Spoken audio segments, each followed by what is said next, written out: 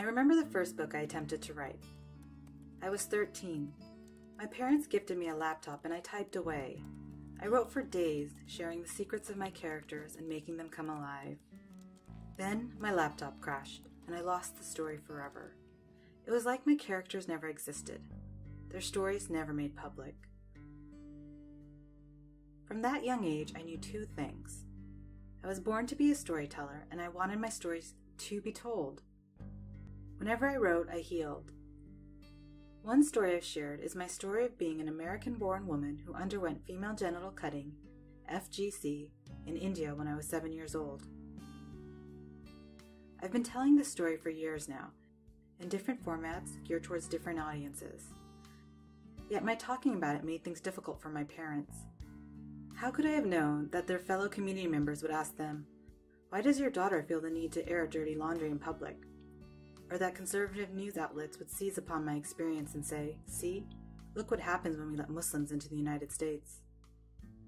But I had to go public. When I started researching the topic in 2008, the information I found focused on girls living in small villages in African countries. None of the anecdotes and none of the data resembled me or my experience. I wondered how cutting could have continued for centuries in my culture, in so many cultures not mentioned in the research. My mother had done it to me because she believed it was for the best. It was celebrated, cherished in Bora community. At the time it happened to me, there was no federal law in the US preventing female genital cutting.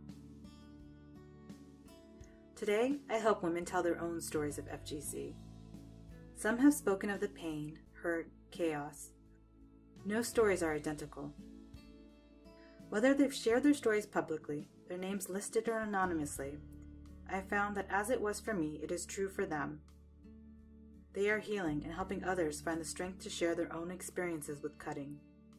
And as more and more women have been talking about it, and even more women are coming out and publicly talking about it. We're seeing this in India, we're seeing this in the US. The day I spoke at the UN, my aunts revealed to me that they chose not to have it done to their daughters, yet pretended they had to avoid being shamed by their community.